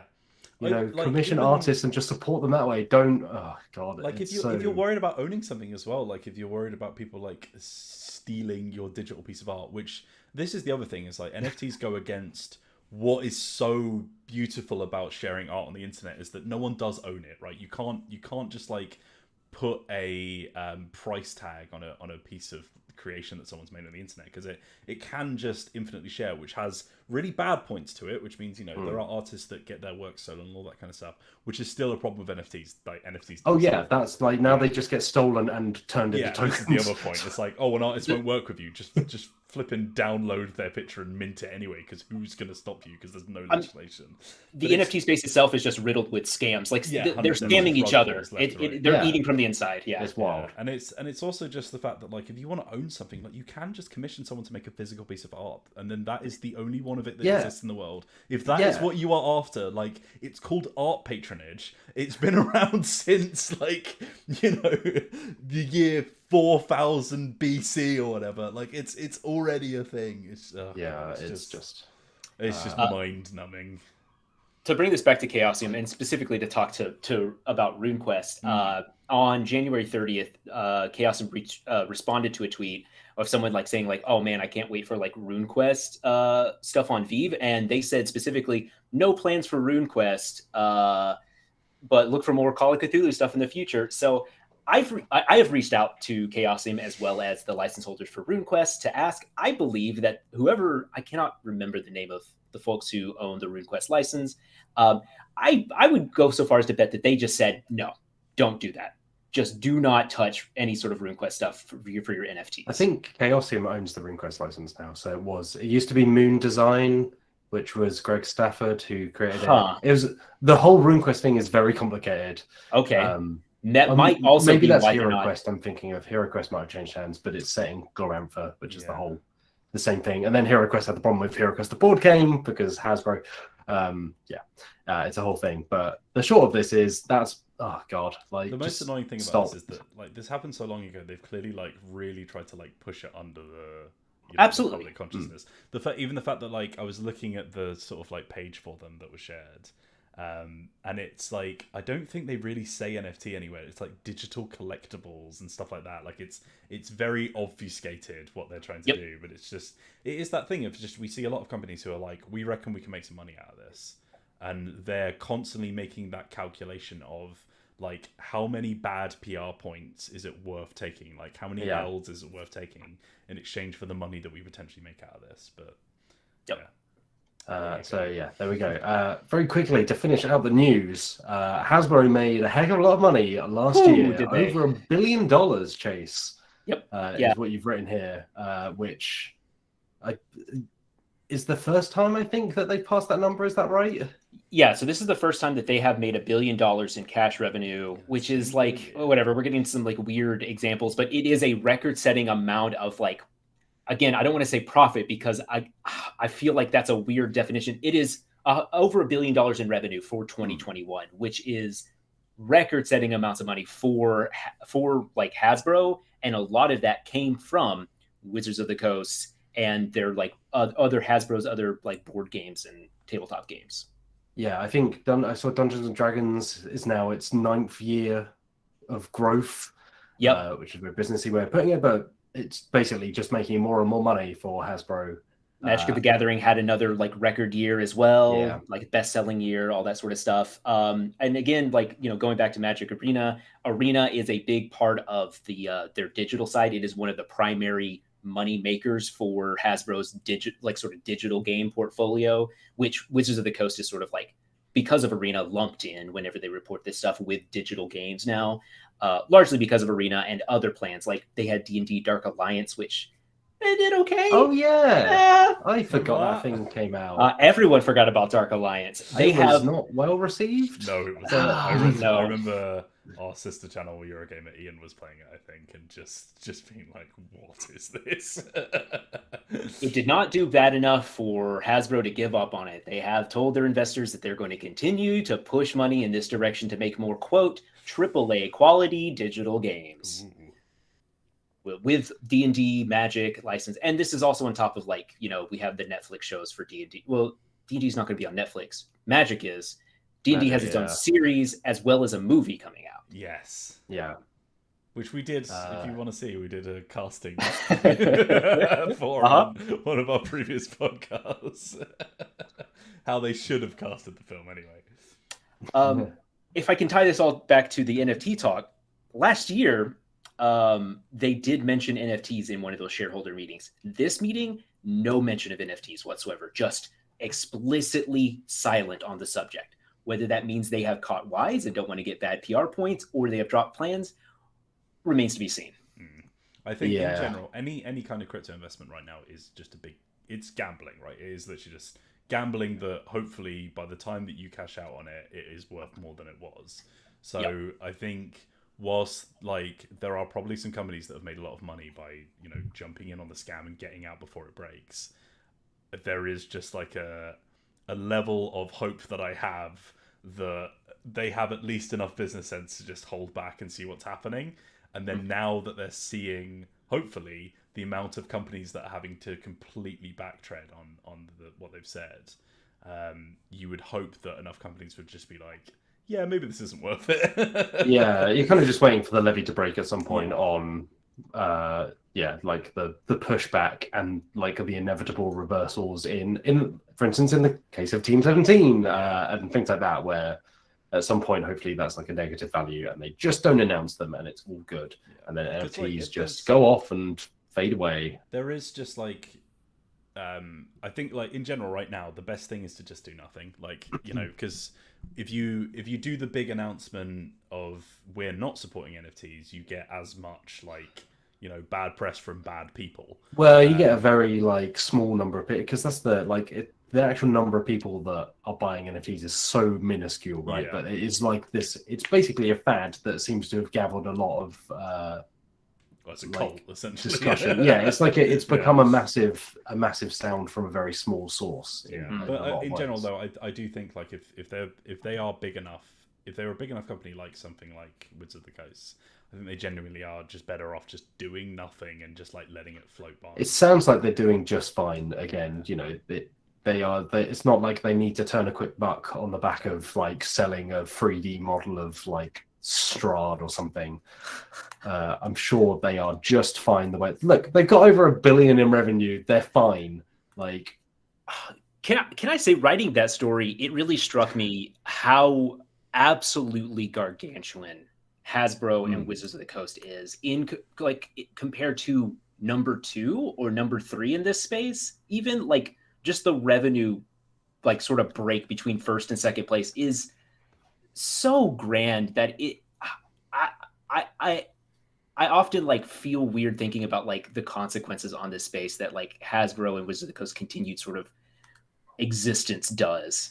They're like a black hole that warps everything else around it just by being so big. We got I called Hasbro a monopoly in a video we put out at some point, and someone got real snarky with me and was like, "It's not a monopoly if other companies exist." And it's like, I mean, you know, like at some point, whether it's the dictionary definition of a monopoly or not, they're so far ahead. Yeah, well, I guess one of the strange things is because board games are still like in the grand scheme of things, they're still a relatively niche thing. You know, they are lumped in industry reports with games and puzzles, like toys, basically. It falls under the toys industry. It's not its own thing like video games are. So in the toy space, like Hasbro is still, you know, far and away the biggest, I think. But you have other companies like Mattel and those companies that, you know, are just quietly making a lot of money off of the back of like Barbies and so on. Hot Wheels. So I think, it's odd because we are several layers down on that. But yeah, within the tabletop hobby, you know, even Fancy Flight and Asmodee are a huge force to be reckoned with. But they are still, you know, you think of how many studios are lumped under Asmodee, and then it's kind of in the realm of just Wizards of the Coast. And that's before you get into anything else like outside of Wizards, like Monopoly or Scrabble or Jenga or whatever it may be. It is just a wildly astronomical number in an industry where like selling 10,000 copies or selling 50,000 copies is a big deal for most games.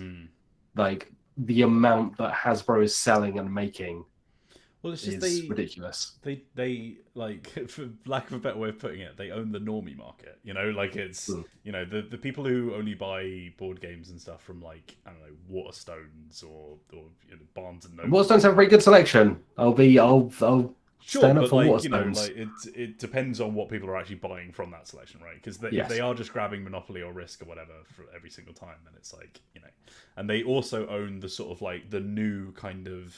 I don't want to sound snarky, like I don't hold any resentments towards these people, but like the sort of like trendy nerd fad that is currently like big right now, of that kind of like surface level, like they're not big hobbyists, which like more power to them, like why would you be at this point? But but it's also just, you know, they have like a very big connection to things like D&D and Magic the Gathering, and like they don't really care about anything else, and that is such a huge chunk of the money that gets spent in this industry. So if they own the entirety of that, it's just like you're only competing if you have some kind of hobbyist following, and by its very nature of it being niche and hobbyist means that it's not worth much money, you know, like it's just it's wild. Like I genuinely don't know what tabletop RPG I would put after D&D in terms of even coming close to competing. Like the most comparable in terms of theme and audience is probably Pathfinder, but I think that's so many magnitudes smaller. Like Blades in the Dark is popular, but it's nowhere close, I think, to either of those. It is really just like in a complete league of its own. And it's worth saying, like, when people get, you know, people rightly get irritated when a lot of outlets and a lot of influencers are covering D&D, but it is because it is so much bigger than anything else. It really is unreal. You know, it's as if in video games, comparatively, if there was Grand Theft Auto 5 and everything else was an indie game, it's that kind of difference.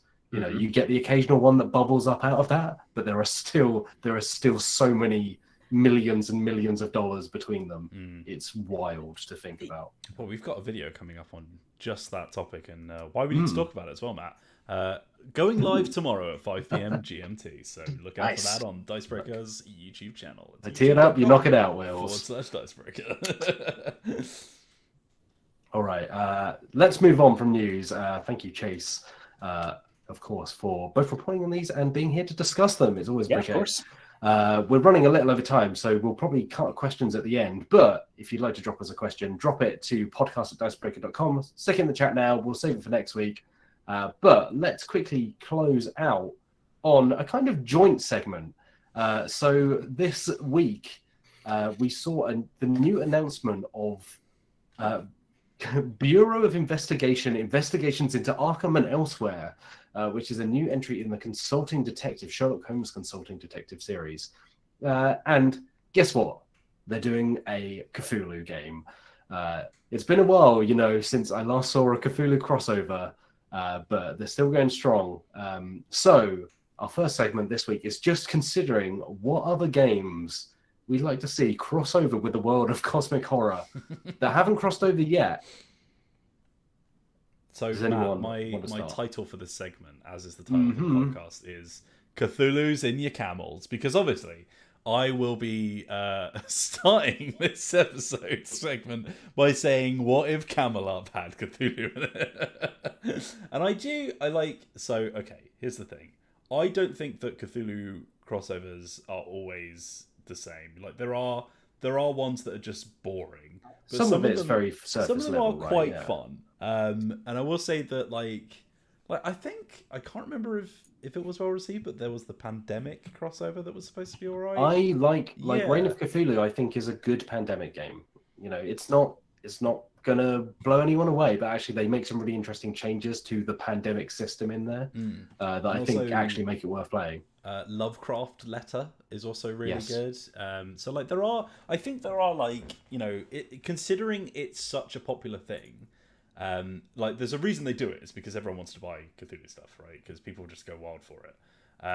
So considering it's such a popular thing, I think looking at the games that are already really popular and are already really approachable, like Camelot, for example, is a good place to start. So here's my pitch. Imagine, right, you're playing your standard Camelot game, but you replace the white and black camels that go the wrong way around the track, and instead, every time you roll that sixth dice that doesn't fit with the rest of the set, there's a creeping dread.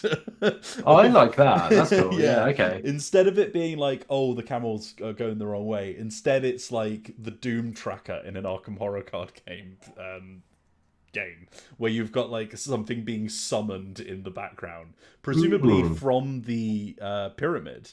Which I was going to say, the old one, Nyarlathotep, is very closely associated with pyramids and the region of Egypt, so that would be a pretty natural fit. I think you could do a Masks of Nyarlathotep crossover with Camelot. I also like in Lovecraft Letter they often have this kind of corruption thing, so I wonder if you could sort of fudge dice rolls and stuff in exchange for losing sanity points or whatever, Madness in Living Color in the live chat has suggested Root the Old Ones. That's pretty good. That would be pretty good. I can see that happening. There's that Chaos in the Old World game that was Games Workshop. The Chaos Gods are basically Eldritch Gods. In Warhammer. I think that's an Eric Lang design as well. So yeah, and it's very similar. It's asymmetrical sort of war game set in a little board where everyone's got their own rules and stuff. I wonder if that's a natural crossover. Yeah.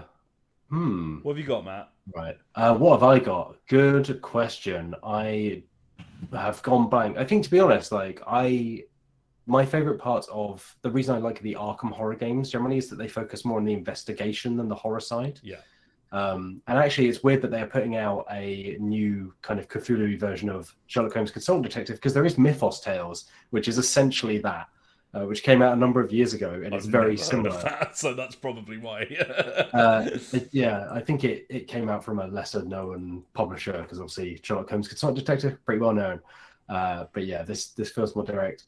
Good question. I'm trying to think of just a mechanic or a theme that I like, and I'm really struggling to think of anything. There was something I'd like to see more. I tell you what, is there are very few dexterity games that use like the Cthulhu theme. I think there's one where you're kind of building a Jenga tower out of tentacles that I can't remember the name of. Yes. But I would like to see it's Kaplunk, isn't it?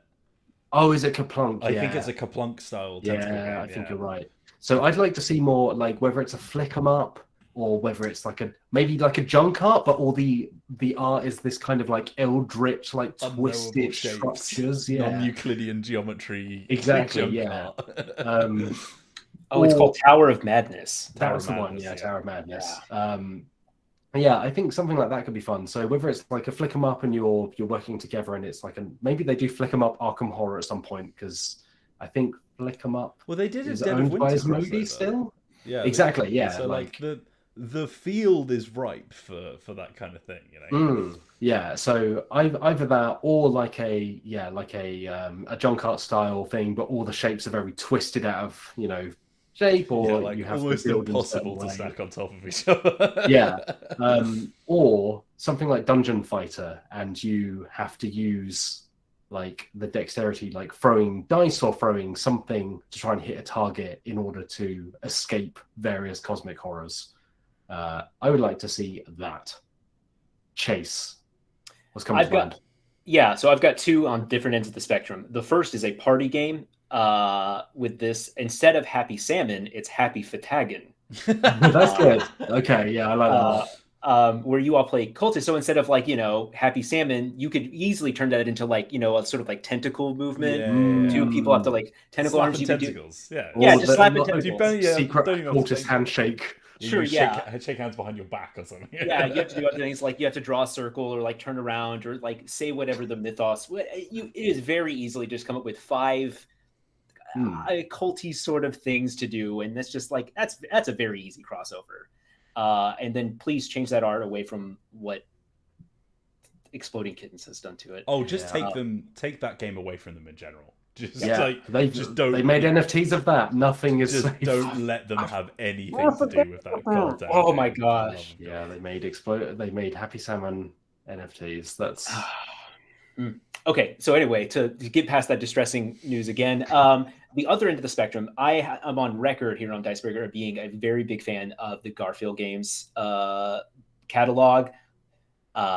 And so once they're done with their cardinal directions, what's left? Well, to go up into space. So they can do Cultists of the Cosmic Void and do a sort of series of games. I want to see a very heavy Euro game using those sort of investigative and mythos elements. Right. See, now what I thought you meant there, Chase, was Garfield the cat. That's where my mind went first as well. And to be fair, there is enough like Eldritch Garfield art on the internet that I think you could make a pretty compelling game picture. I also hate Mondays because that's when the world descends into endless darkness. I hate Mondays because we've all been locked in this day for the rest of eternity. The lasagna's made of tentacles. Right. Instead of the king in yellow, it's the king on Monday. And that's the most horrifying. The king in orange. I do really like the idea of like a Cthulhu-ish kind of thing in space. I really like that idea in general. You could take Twilight Imperium and make those factions kind of literal cosmic horrors. Sure. Rather than bringing them to Earth. Especially considering the scale of like 4X space games. Yeah. Imagine the kind of ships you could get with tentacles wrapped around, kind of like the Zerg Terran or stuff from StarCraft.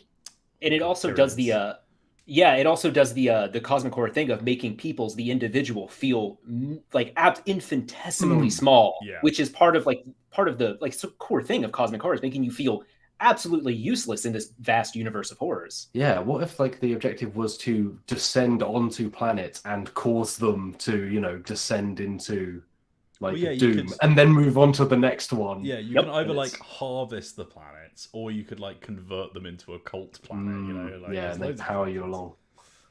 All right. There we go. Well, there's some Cthulhu games that don't exist but probably should. Before we close out quickly, Valentine's Day is coming up on Monday. It's obviously it's a marketing thing. Don't feel pressured. to literally do anything. But for the sake of suiting the occasion, let's go around. And I was thinking we can suggest one 2-player game if you're looking for something this weekend to play with your significant other or partner or friend, whoever it may be, just one other person, or one solo game if, hey, you're just giving yourself some love this weekend. So should we go in reverse order? Chase, should we come back to you? Yes, I am looking at something specifically up, so please come back to me. Okay, Wills. Jaipur is a very, very good 2-player game. Jaipur is very good. It's like specifically for 2 players as well. Like, it's not one of those games that just works well at 2-player. It is a built from the ground up 2-player game. It's fantastic. It's like a sort of trading game where you are like grabbing cards from a central thing and trying to collect sets so that you can sell them. But there's the thing of like, when do you sell something? When you think it's going to be the most profitable, or to stop somebody else getting the most money out of it, for example. But it's also got this fun thing of just like everyone doing their best to not draw cards from the middle, because as soon as someone does, it reveals new cards, which in all likelihood will give your opponent better stuff than you. So it's like this fun sort of like tug of war of like, no, you draw from the middle, no, you draw from the middle, which I think is kind of flirty anyway. So there you go. That's Valentine's Day. I'll also say, if you're looking for something like anti-romantic, go for Brawl, the card game, which is a real-time... It plays in literally like 1 or 2 minutes.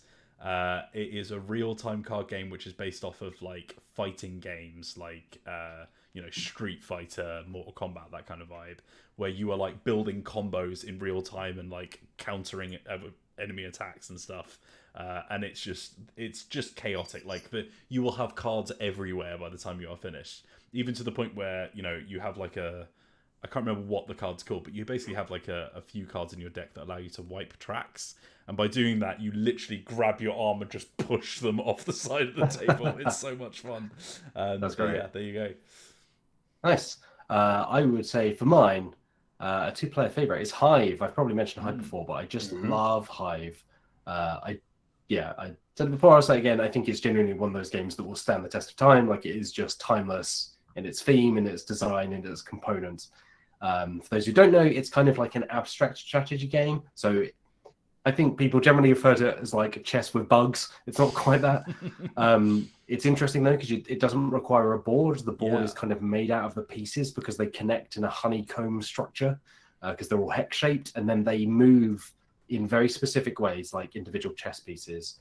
But the bug theme is genius because it makes them quite easy to remember what each does. Because the spider kind of crawls around the edge like a web. The beetle can ride up on top. Ants just kind of dot around. And then you have the queen bee who you're trying to protect. And there are various other things like ladybugs and mosquitoes in the expansions, but you are trying to... It's a very simple objective. You're trying to surround your opponent's bee on 3 sides. And that's about it. But because you're connected in this structure, it leads to a lot of interesting situations where you can't break the structure by moving a piece. So you can kind of trap your opponent out on the edge because they then can't move because it will cause a break. So they then have to maneuver other things in the way to keep moving around. It's just a really fantastic game. I think it's relatively cheap, like a tenner. We've got to play for on the channel as well, of me and Matt. Yeah, we played. You absolutely demolished me. But it is a really fantastic game. It is just 2-player as well. It's very simple. It can play about as long or as short as you want. It's like chess. It can be over in a few minutes, or it can go on for like half an hour if you're both kind of more familiar. But it's just a really good game. And if you're looking for something crunchy and kind of solo to play by yourself, there is the video game. But actually, this War of Mine, which is decidedly not romantic. Yeah, the least festive thing you could have picked. It's very heavy going thematically, but I think it does a really good job of like evoking the theme. It's set during, I think, the siege of Sarajevo, or a very similar conflict to that. And it was, I believe, designed and created by people who had been through those experiences. It comes with a very thick book of scripts, which gives like a narrative heft to it. And it's very hard going. The characters are literally scrapping around for survival, trying to avoid being spotted by snipers and just taking shelter in a house that you have to gradually repair and maintain. but it does. The video game is also very good, but I think the board game is a really faithful adaptation, and it works as a board game. Most importantly, you can play it with multiple people, but you just kind of read from the book together, so it works really well as a solo game. So yeah, if you're looking for something to just kind of eat an afternoon, I think it's a really good game. Someone said Toto, someone just putting them on camera. Yeah, give us that belly. Okay, so I'm gonna very quickly. My picks are, I think Starcrossed. If you want to go for the romantic one, Starcrossed is a really good one. It uses a Jenga or tumbling block tower. If you want to go generic, yeah, whatever. Yeah, to be the sort of mechanical basis of both players play like sort of people that have attraction to each other, but shouldn't or can't act on those feelings. And you get prompts to sort of role play out small scenes where those feelings might come up. And when they do, when you are sort of like, attracted, or there's that sort of temptation, you remove a block from the tower and put it on top. So as you sort of get closer and closer to like acting on your feelings, the tower gets on fairly more unsteadily. And after it falls, you act on those feelings to your own doom or to the detriment of, if we're going to do like Romeo and Juliet, the detriment of your families. There's plenty of like different scenarios that you can build up, but it is basis of like 80% of romantic stories, isn't it? Which is what makes it so good. Yeah, is they want to but shouldn't. So this is that game, but like mechanized around this tower. So it's very fun. It can be as sort of like lighthearted or as doom and gloom as you want to play it.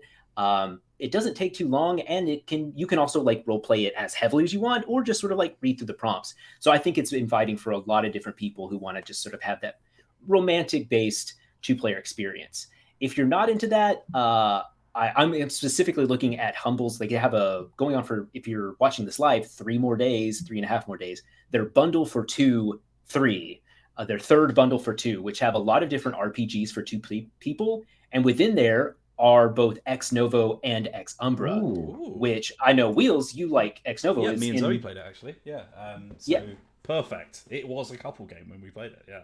Yeah, it's very interesting. I think it's in our video for like the most beautiful RPGs because it has some really good art in it or something like that. It's like solo RPGs list, which also is a double whammy because that's exactly the kind of game that you can play solo as well. Yes, it's all about like using prompts to build out a map, to draw a space, sort of like if you played The Quiet Year, but less abstracted as The Quiet Year is. Most of it like building a very concrete space, putting map markers down there, talking about the people who live there. Ex Umbra is more about like a dungeon and rumors and stuff like that. And Ex Novo is like a map of a settlement in a space. But both of them are like really nice for like, if you like to narrate or you like to draw, it'll draw in both of those. So also, check that out. Ex Novo is also built by, I think, one of the designers anyway. Is like someone who studies like digital cartography and stuff. So like, he has a book out. I think he's Greek. Because I'm struggling to remember how to say the name, unfortunately. But like, he has a book out of like going through digital cities, like Dunwall and stuff like that, and like mapping it out in proper cartography and stuff, which is really cool. Wow. So that's worth looking at. Yeah, I think his name is. Apologize for the pronunciation. Konstantinos Dimopoulos. That's the one, yeah.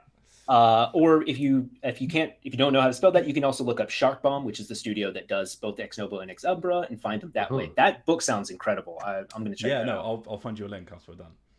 Right on. But yeah, so check out the Humble bundle for 2-3, or at least go check out Starcrossed.